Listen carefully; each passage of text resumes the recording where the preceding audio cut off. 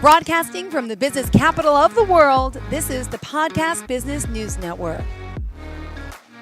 And welcome back. We are with Liezel Lane, better known as myteenlifecoach.com. Yes, she is back with us today to talk about our teenagers and those family members that she can help along with her whole team. Welcome to the show today. How are you? Thanks, Jill. Good, good. I think I'm ready for some self-care because we've been busy. Tell me. Let's hear about it. Yes, I've self-care. Got my nails done the other day. That's There you go. You got it. Yeah. So, it's been interesting this week because I can see that stress levels are rising in our teen population. And I'm the one with the scratchy throat today, by the way. So you had the scratchy throat last week. I had it this week. I have this allergy. okay.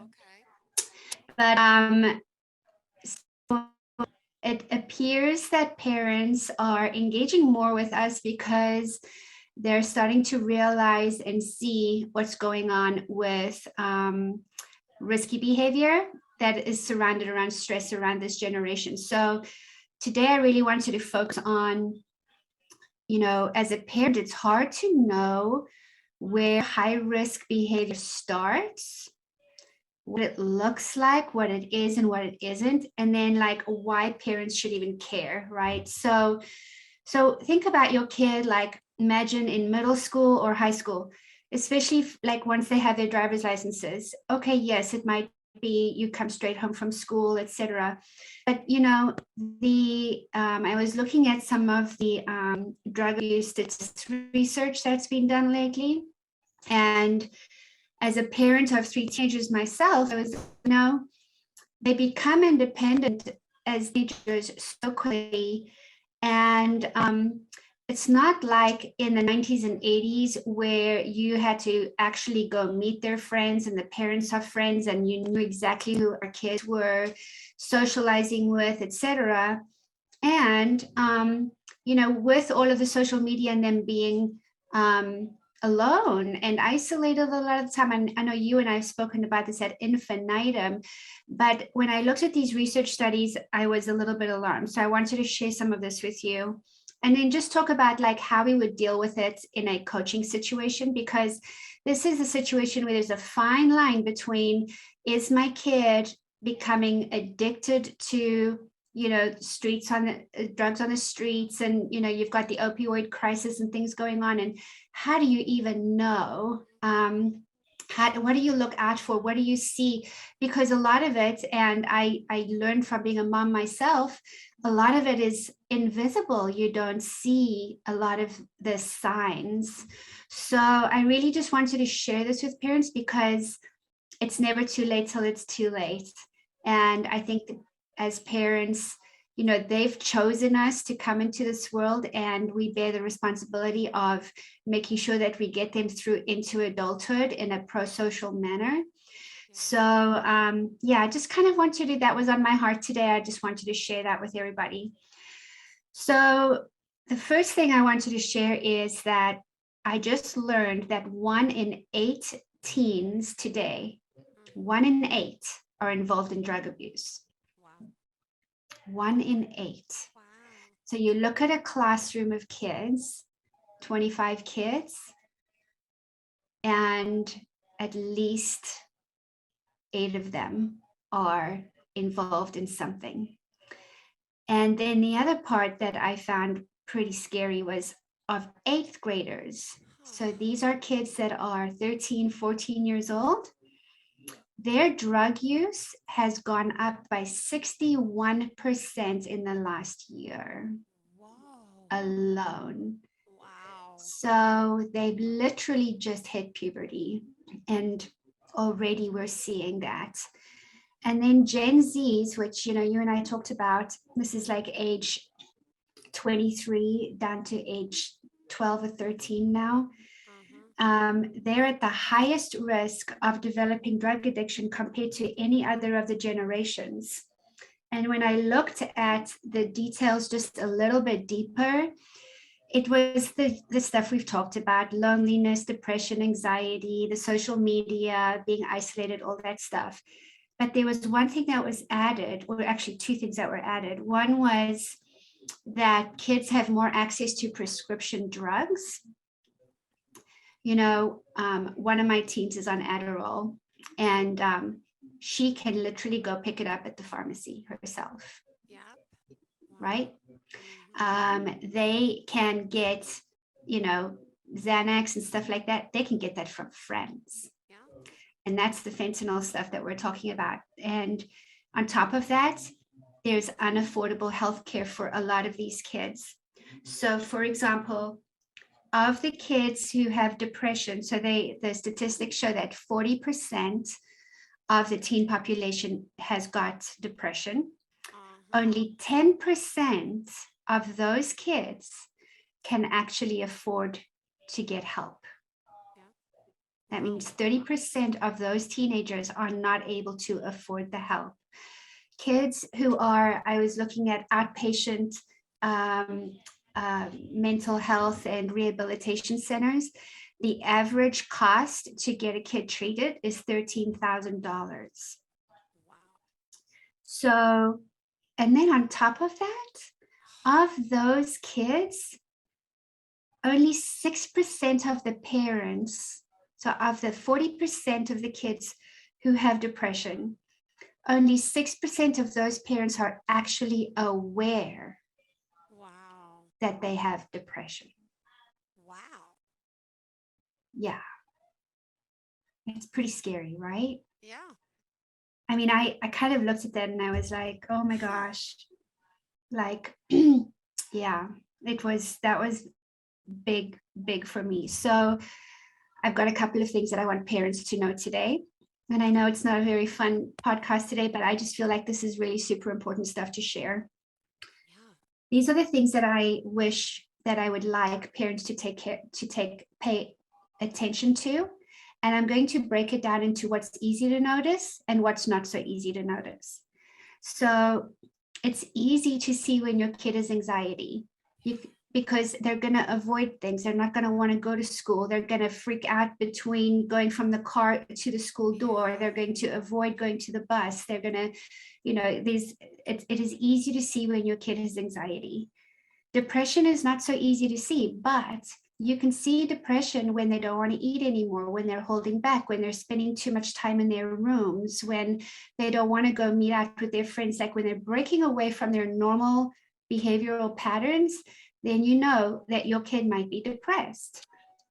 When a kid has low self-esteem, you can see it in the way that they dress. You can see that they talk down on themselves. You might see that their grades are going lower. When they talk badly about themselves to others, that low self-worth, like I suck, I'm not good at anything, I'm never going to pass, I'm not going to make it to college anyway. Those kinds of things, those are real things. And then of course physical health, right? That speaks volumes because any parent can see when their kid is not well. So those are the most obvious ways to see that your kids might be prone, at risk to falling into that I want to self-medicate or numb myself. Because when kids are going into drugs or if they're going into some sort of self-destructive behavior, it is not because they're bad. It is not because they're, stupid. It is not anything like that. It is because they are sad or they're scared. And behind all of that is fear. This fear of something is underlying all of those behaviors. So before parents get angry or frustrated or upset, it's let me help understand what my kid is trying to save themselves from or be safe from something. Here are the not so easy things to look for. And I can give you some examples on this one. So when they are rationalizing crime or delinquency, for example, if there's like a negative attitude towards the law or authority, Okay. oh, well, school is stupid. Parents, don't know what they're doing anymore. I can't stand the police. when there's negative attitude and talk around those kinds of things. And I preface this with being very sensitive to, minorities and communities that have been underserved in those areas or who have been targeted and discriminated against. I'm putting that in like a caveat. I'm just talking like in a general sense. So for example, when they have a negative attitude towards something that's illegal, like marijuana, that's the most commonly used drug, right? And it's a gateway drug, no matter what people say, or how kids rationalize it. So you go to your kid, you can tell that they've done marijuana. They're like, it's not an addictive thing. I get it from a true source. It's legal in these states, right? When they start to rationalize around something they know is not for them at the age that they are partaking in it, that is showing a thoughtful process against pro-social behaviors, so towards delinquency. I've done all this research. I've Googled. I know this and that about this particular thing. When they start to rationalize those things, that's a flag right there. Also, when they start to make excuses about friends that they're around. Oh, I'm going to so and so with a friend. Oh, suddenly your friends don't have names. Oh, okay. So tell me more about this friend. Oh, no, it doesn't matter. We're just going to the gym, right?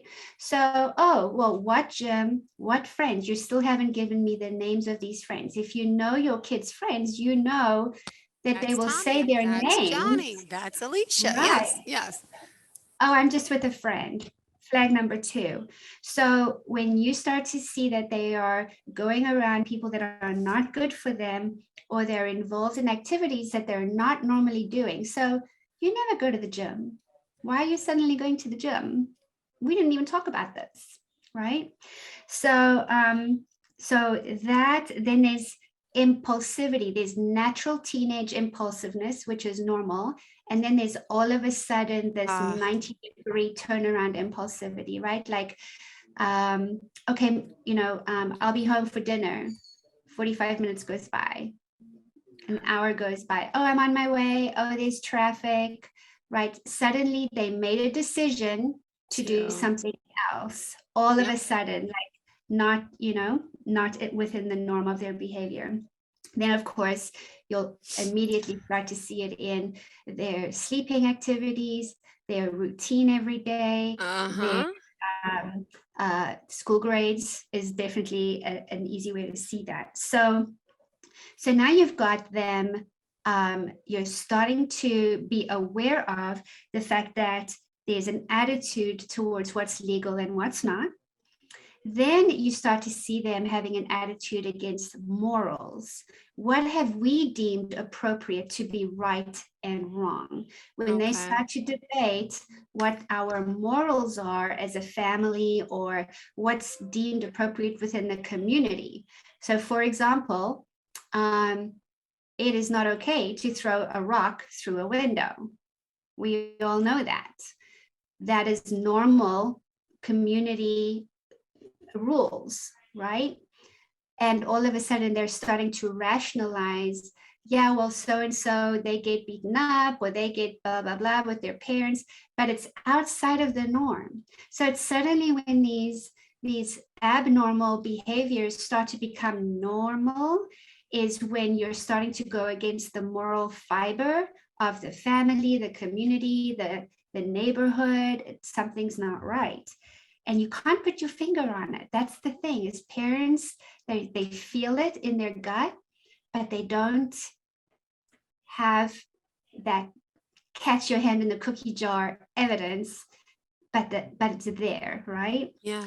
And then obviously when you're inflicting pain on others. So when you start to see them having irrational arguments, or suddenly their best friend from childhood is now no longer a best friend, all of a sudden, when those kinds of things start to happen, this is when you know that there is some risky tendencies starting to develop, right?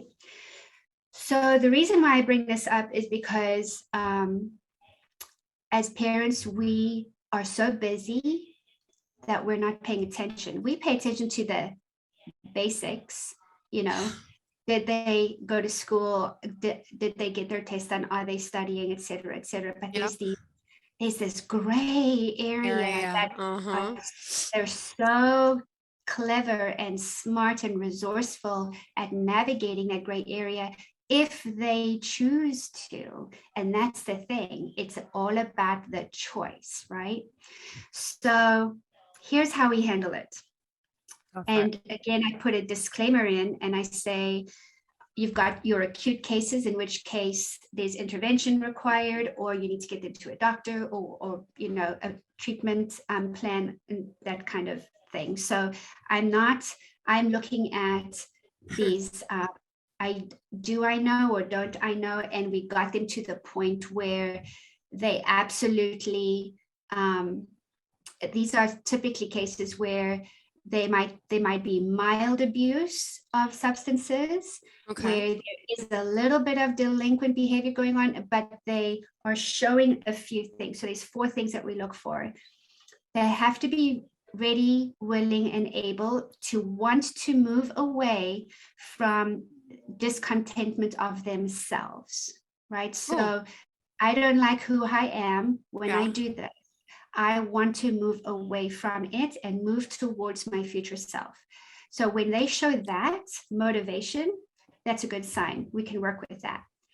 Number 2, that there is a desire for change, that they are saying, I don't like to lie about X, Y, and Z. I don't want to feel crappy like this every day. I don't want to feel anxious. I don't want to feel like I've got to numb myself in order to feel like I can Yeah. breathe, right? So when there's a sign of desire for change, we can work with that.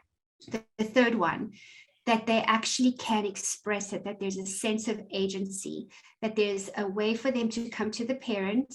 And I preface this with, there has to be one positive adult figure in their life that they can go to and say this, right? Yeah. So for them to be able to go to that adult or parent and say, I want to do something about this, right? Mm-hmm. I can work with that. And then for them to be able to have a dream of something or a goal towards something. Like, I want to get into college, and I know that if I go down this road, it's not going to be good for me. I've got ACT tests on Saturday, and I don't feel equipped to handle it because of the decisions that I made this last week. In some way, shape, or form, when a teenager can express that, those 4 things gives us as coaches the platform to be able to desist them from where they're at today. If it's anything other than that, then I advise the parents to go into more of the rehabilitation side of stuff. So number 1, I want to move away from where I am now, and I want to move towards something forward. I do desire a sense of change for me. I do want something different in my life. I don't know how, but I do want something different in my life. And I Uh-huh. do have a dream. I do want, there is something forward for me to work towards. Often when kids say to me, well, who cares? The world's ending anyway. That shows me that there's something else going on, right? And there's a lot of kids who feel that, especially when they're Mm-hmm. depressed. But if they're able to manage that depression, or they're already on depression meds and they know that there's a way forward, we can work with that. So this is how we work with them. So there's 3 things that we do, and this is just information for everybody, is when they've met those criteria, what I can do is work with them on their awareness of what is and what is to become. I can help them go into that space. Then I also work with them on visioning, and that often revolves around body, mind, and spirit, right? So we'll go Mm-hmm. into meditation practices, we'll do visualizing practices, we'll look at what are they experiencing in their bodies and how is that affecting their brain, because the brain is the computer, the brain is there to protect, the body is the one that's changing so much. So we try to find a way to get congruence between body, mind, and spirit with them. And then we start to work towards meaning and purpose, right? So what's important to you? Why is this important to you? Why do you think you were put on this planet to begin with? What is the one thing you want to leave behind when you are old and gray and satisfied with life one day, right? Yeah. So, so it's like it's voice and choice, it's ownership, it is focusing on what worked for you in the past. What does past success look like for you? How can we hold each other accountable? How can you can have an accountability buddy, right?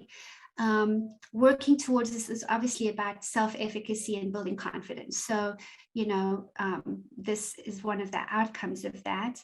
We look at what their strengths are and then what resources there are, and what is the plan around surrounding yourself with the right people and the right places, because when there's a right place or a wrong person or a Correct. wrong person in the right Mm-hmm. place, right?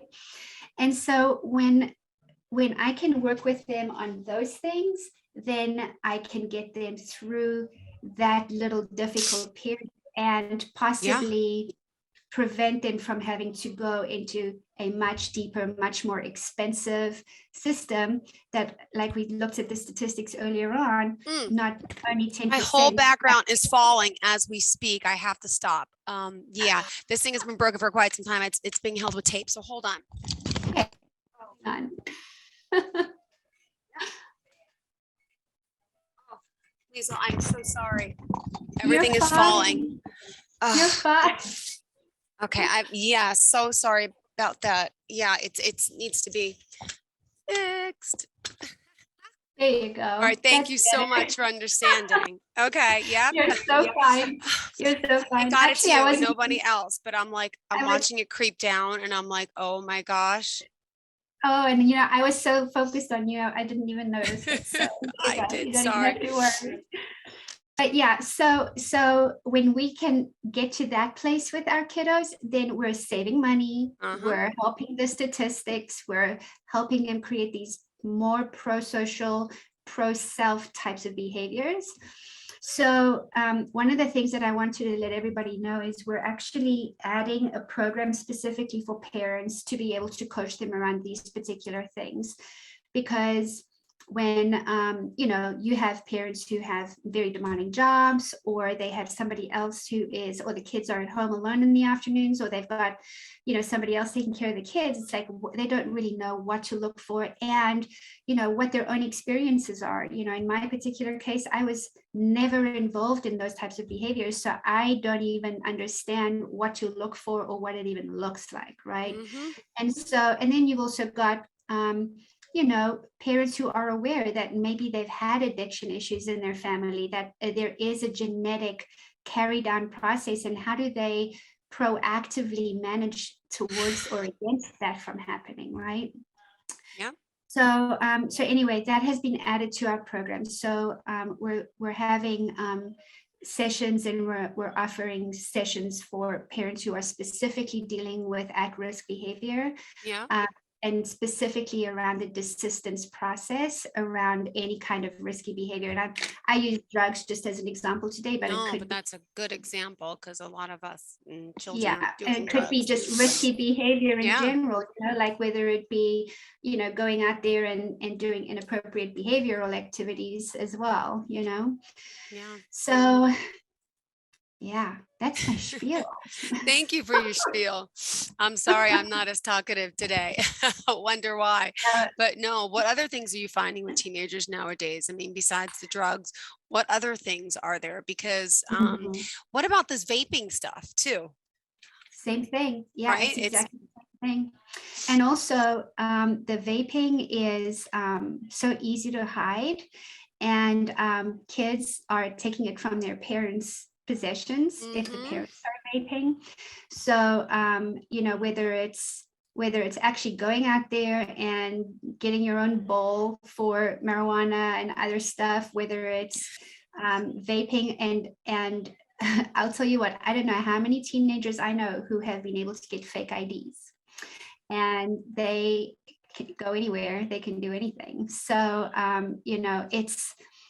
it's a diligence thing. It's about parents stepping out of their own comfort zones or state of denial and Yeah. saying, I love my kids, but I also need to look at the not so pretty stuff. Of course, and being And realistic about it. Yeah.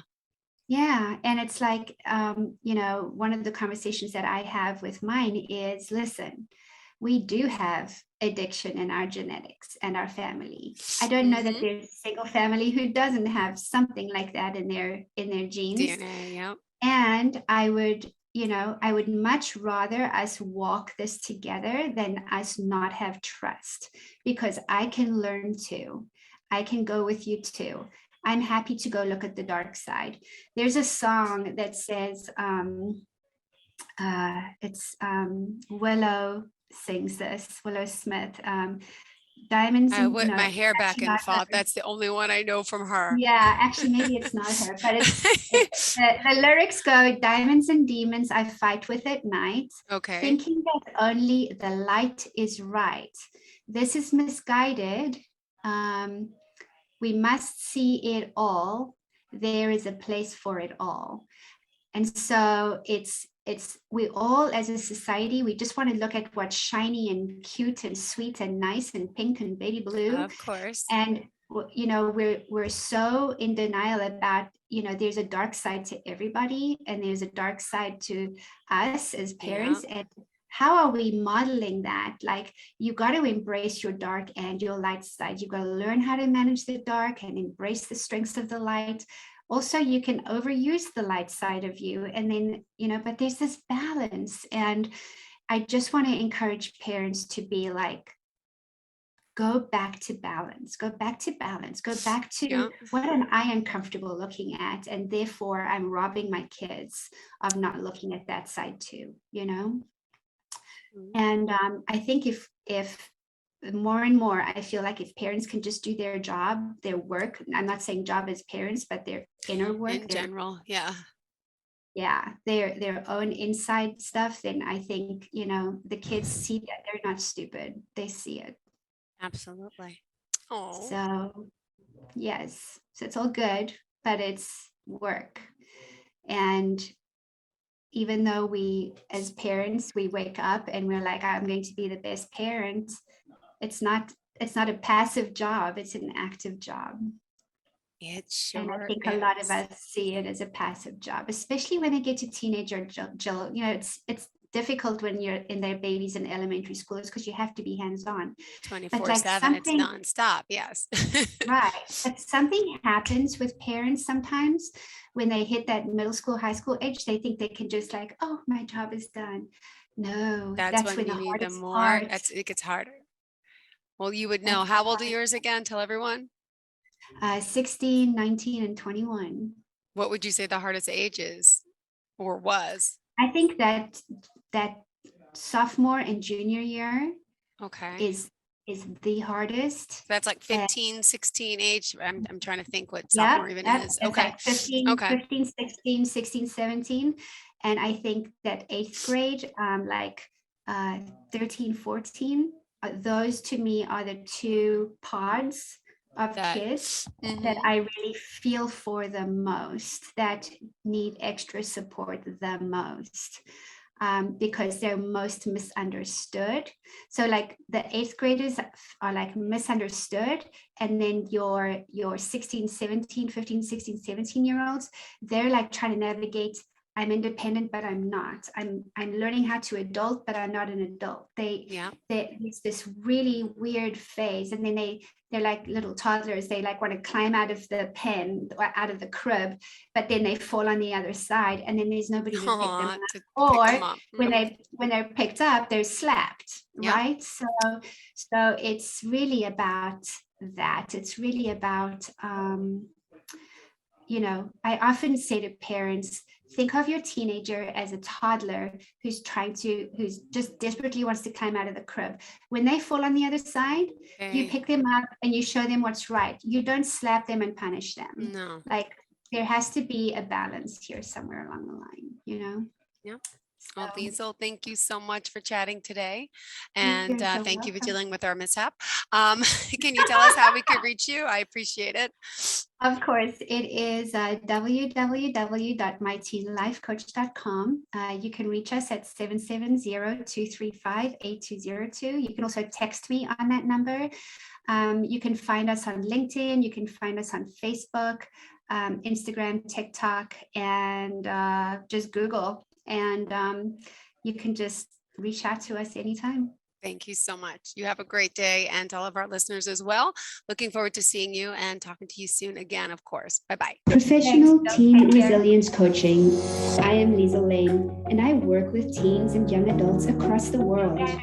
Our credentialed, evidence-based strategy. Are you looking for even more of the podcasts and hosts that you love? The Podcast Business News Network is proud to announce that you can now listen live on the MyTuner Radio and online Radio Box apps for iOS, Android, and the Amazon App Store. Or check us out online. Search for Business News Network on mytuner-radio.com or search Podcast Business News Network on onlineradiobox.com/US so you don't miss a minute of the action.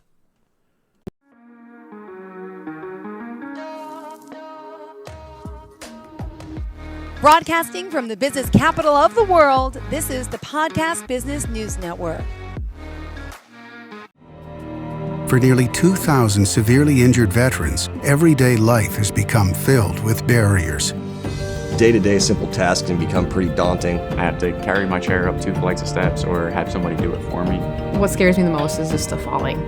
When I'm struggling with my house, I think, to have that one great barrier just knocked down, it's crucial. Home for Our Troops is a wonderful nonprofit that builds a Mortgage-free, fully adaptive, handicap-accessible house. And there's no catch. It'll be our very first home that we've ever owned. This is a game changer. This is where your life begins again. We need you to join us in completing this important mission. Please visit hfotusa.org and help build homes and rebuild lives. Because of you, everything's going to be okay.